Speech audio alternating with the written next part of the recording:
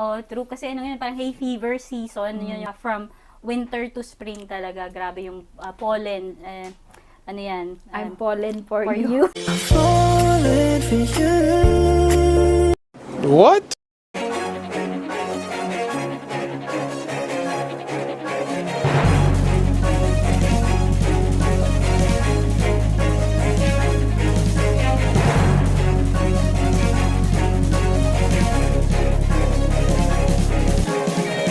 Ito ang alay ko, ito ang storya mo. Alamat na kailangan makilala ng buong mundo. Isang pagpupugay, kailangan ipagdiwang. Pasasalamat at Hi! Isang magandang umaga sa inyong lahat mga ka-MU. Welcome muli sa isa nating episode. At ngayon naman, pag-uusapan natin is about homesickness or being homesick. I wanna go home! Question ko lang kay na Brad, kamusta yung araw niyo? Okay naman. So far, okay naman. Ito, kasi nag-change na ang weather, so nagkakasakit na yung iba. True yung... Ako, siya. Oh, true. Kasi ano yun, parang hay fever season. Yun, from winter to spring talaga. Grabe yung pollen. Ano yan? I'm pollen for you. you. Naisingit mo pa yon. So, speaking of changes in season, syempre may changes in feelings din. Saka emotions. She loved me at my worst. You had me at my best. At pinali mo naman ang lahat yun. And you chose to break my heart. Especially if you are living abroad. So, isa doon, sikat na sikat tong word na to. And I think narinig nyo na to sa movies, sa usapan ng pamilya nyo, nagtatrabaho sila sa ibang bansa, na now homesick sila. So, ano nga ba yung homesickness? Well, may description talaga. Well, when you check sa dictionary, mayroon yan. Pero, para sa akin, ang homesickness is very subjective. Ano yan kung ikaw lang talaga makakaalam kung ano siya at Kasi ikaw yung nakakaramdam. Yes. So, ikaw, Phil, paano mo nasabi na, shoot, homesickness na ngayon? Homesick nga ako. Okay. May mga triggers yan Iba't ibang triggers. Ibang triggers mo ba? Paano ka ma-homesick? Yan. Yung triggers na naman, usual, yung winter, gano'n. Every winter, na-homesick talaga ako. Kasi sanay tayo sa, sa warm weather ba?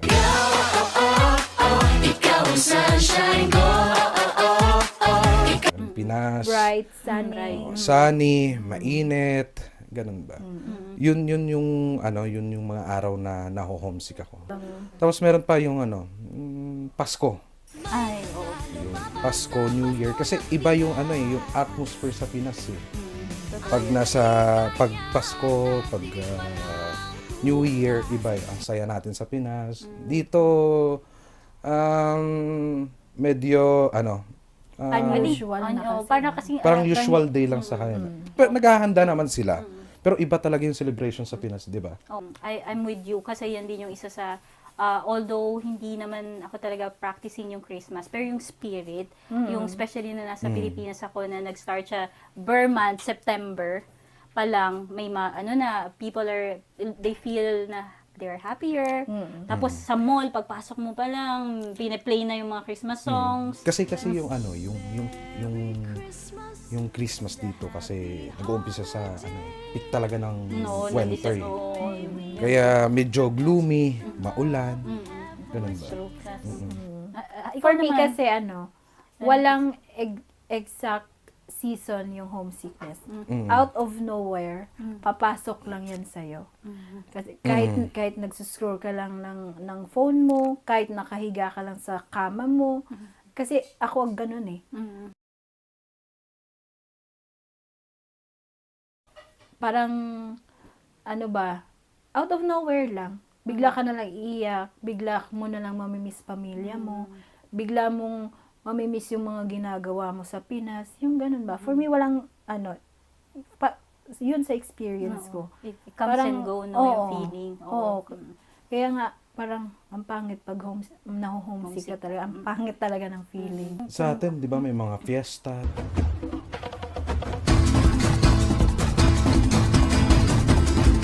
Especially sa amin ni Krisa, every may fiesta sa kabilang barangay, pupunta kami doon. Punta tayo kahit hindi natin masyadong kilala. Hindi Pasok ba ka lang, talaga pasok pasok ka lang, lang. ano? Oo. Kasi grabe yung hospitality ng mga Pilipinas. Kasi parang specific month lang na okay, mag-holiday tayo dito. Sa atin kasi walang plano eh. Yes. Kung ano yung walang plano, doon natutuloy. panatutuloy. Yun. Sa kanila talaga planado. This month, I should be on my holiday. Parang ganun ba? That's true. O kasi kahit for us who are working full-time, just for your information guys, is we are only allotted 5 weeks and 3 days in a year.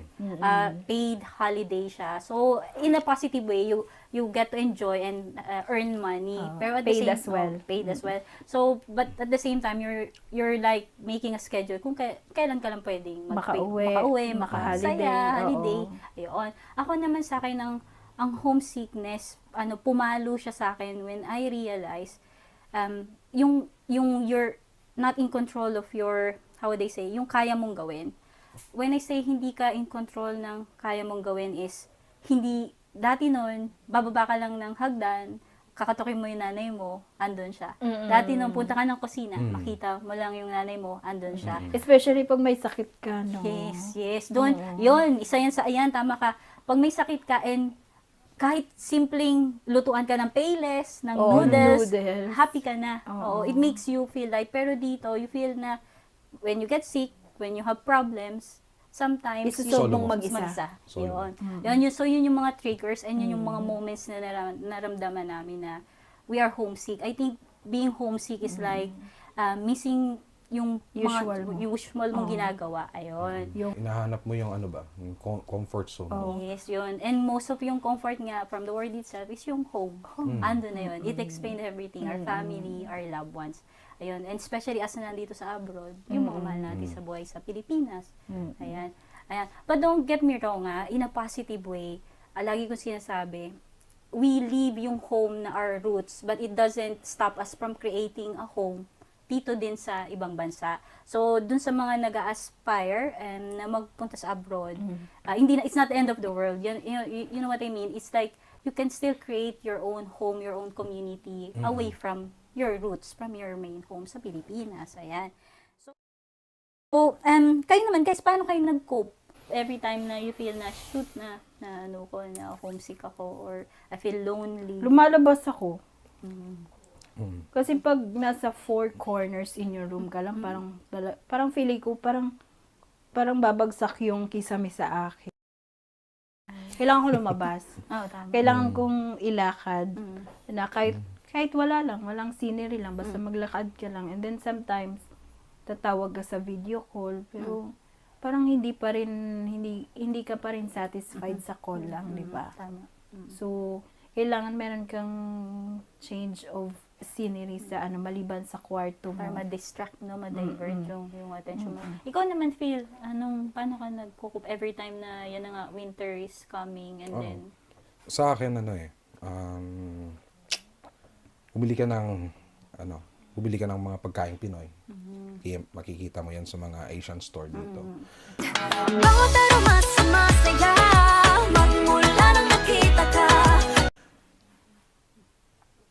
Di naman na lahat mabibili mo doon, Pinoy talaga na foods. Pero Yung malapit. meron. Yung May mga kalasa, Filipino no? foods. Oo, ganun. halos kalasa siya. At yun yan, sabi ni Krisa, labas-labas din minsan. It helps talaga. Mag-holiday ka. Ako naman, siguro, sa isang for those that na nagpa-follow na sa vlog and sa mga previous video ko, introverted kasi talaga ako So, tawag dito, other people might think, introvert ka naman, so you can be by yourself. Pero actually, yun nga yung hirap you're alone, pero you feel more alone. Yun yung hirap pag when homesickness strikes. So, kung ginagawa ko is, I resort to social media, actually. That's one of the main reason and fuel ko why I'm really into social media. Kasi, I can express myself in a small crowd Well, here, yeah, but I know outside the Kasi camera. mag-isa ka lang. Yes, Oo, wala exactly. kang hindi mo nakikita yung audience Oh, mo. yes, that's true. Kasi it does help that I can express myself. Because sometimes, sabi nga nila, I don't know if you've heard this saying, it's easier to express yourself in within your shadow. Oh, because there's no judgment. Yes, and your shadow will only just be there, will listen and be with you during times na you're happy, during daylight, or even when it's dark, you'll see your shadow. So anong advice nyo pa sa kanila kaya na pwede nilang gawin? Yung in a positive way, na for them not to be afraid na about yung magka-feel sila ng homesickness. For me kasi, at the point na magde-decide kang maging OFW, papasok na yun lahat eh. Kailangan mo maging matapang. Kasi, papasok ka sa bagong mundo na wala kang idea kung ano yung magiging approach sa'yo ng buhay. Na kung magiging madali ba yun doon? Or kaya ko ba yun doon? Yun yung mga tanong natin, di ba? Kaya ko kaya doon? Anong gagawin ko doon? I mean, especially na bago yung mga tao sa'yo. Tama. So, kailangan mo talagang maging matapang. Tama ngayon. Ito, Phil, anong masasabi mo na for them na hindi naman nila isipin na ayaw na namin mag-abroad kasi pala Ganyan. malungkot pa. Kailangan mo lang maging positibo sa buhay. Ayun, tama. Kailangan mo maging positibo para lahat kung ano mang pinagdadaanan mo dito sa abroad, malalampasan mo. Yan, think positive ka palagi. Oo, yun.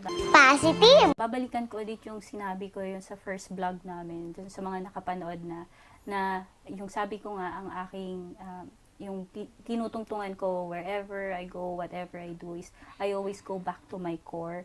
Sabi ko, I think I've said this to some of the people during conversation na yung first time mong umalis ng Pilipinas, andun yung fear, sabi nga ni Chris, sa anxiety na, ay, paano ba doon? Paano yung trabaho? Saan titira? Ganito, ganyan. So, your emotions actually become secondary. Oo. So, yung pagbalik mo na sa Pilipinas, ako personal experience ko, nung first kong uwi sa Pilipinas, doon ako mas malungkot nung umalis kasi yun alam din mo yung na sabi ng ate ko. kasi alam mo na ibabalikan mo at alam mo na yung naiwan mo. So, yun siya. Pero sabi din nga ni Phil, is once you know your core, pwedeng yung core na yun is your main reason why you want to work abroad, then balikan nyo lang yan. Balikan nyo lang lagi. And then, try to use it as your fuel and guide para ma-achieve nyo yung mga gusto nyong dahilan kung bakit in the first place kayo nag-abroad. Tapos isa pa yung yung stress dito. Iba. Kasi mag-a-adjust ka sa lahat. Sa language, sa trabaho. Kasi iba trabaho dito eh. Yung trabaho natin sa Pinas parang chill-chill lang. Pero dito iba eh. Kasi Pampatay. kasi yung mga Pinoy dito iba magtrabaho eh. Kasi yung sahuran dito, yung sahuran per hour siya. Oo, per hour. So the more hours, the more you pay. Oo, tama. Kaya na kahit ikaw maaano ka sa self mo na grabe yung kayod ko ngayon na. Yung parang ganun ba? Parang may isip mo na tao pa ba? Tao pa ba? Tama pa ba to? napapaisip mo, hindi ko naman to ginagawa Sa sa Pinas. Pilipinas, pero di ba? ginagawa Oo, ko. tama. Ibang klase. Pero nakakaya kasi naman tayo. kailangan mo talagang gawin kasi marami kang bills dito eh. Hindi lang sarili, hindi lang yung obligasyon mo, hindi lang sa pamilya eh. Meron din dito. So dalawa.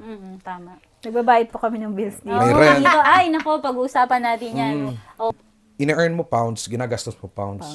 tama. So, mahirap talaga. So, ibig sabihin Mahirap lang talaga. ni Phil, once na you're here, talagang isa din sa magdadrive sa inyo to keep moving forward is yung mga responsibilities nyo dito, hindi lamang dun sa Pilipinas. Ayun. Pero sa stress hanggat layuan mo, lalayuan mo yan. Oo. Layuan mo yung stress kasi isa na yun sa mga trigger na Nagda-drag you down. naho-homesick ka. Tapos, Pwede kang kainin wag mong nun. wag mong madaliin yung mga proseso dito kasi pagdating mo dito, parang hindi mo malalaman kung mamadaliin mo. Dapat lang, Yan yung favorite stage by stage lang. Bible verse ko, pre. Gradually When yung the time is right, the Lord will make it happen. Diba? That's correct. Ayun, may naalala din ako na din, sana makatulong. isa din sa, although sinasabi ko na go back to your core, it means your strength. Pero isa din na, I think makakatulong is sometimes, once na nasa abroad na kayo, minsan kailangan nyo rin kalimutan yung buhay na meron kayo dati, in a way. Is, especially dito sa abroad, sometimes you're working as, for example lang, you're working as an engineer back in the Philippines, but sometimes you have to start sa bottom, To the lowest, o sa sa lowest lowest. talaga. So, minsan, homesickness is triggered by yung frustrations. So, sabi nga ni Phil, take it easy, step by step, iwasan ng stress, and I think you'll beat homesickness. Always din magdasal. Ay, Kasi it's a faith. simple thing, pero very powerful siya. Kasi each time na mag-feeling down tayo, wala tayong ibang, kasi hindi din naman nakikita ng family natin everyday yan. So, only si Lord yung nakakakita sa atin. And, kumbaga, yung comfort din na, manggagaling sa Kanya. Na, sabi nga ni Phil, yung sa responsibilities and of course to earn money. Tapos yung isa naman is you go back to your core, nabalikan mo yung pamilya mo, kung ano yung start, yung main reason why you're in abroad. And si Ate Krisa sabi nga niya, very, very important is you keep that faith. Okay, Lord, kasi siya lang talaga nakakakita ng lahat. And there are battles na minsan talaga you can't do by yourself. Pero kayang-kaya niya. So sana po nakatulong sa inyo yung aming episode for today. And I hope when you experience homesickness, you'll remember us and this simple advice from your ka-MU. So sa muli nating mga chikahan at mga usapang may matututunan. Bye! Bye-bye! Bye!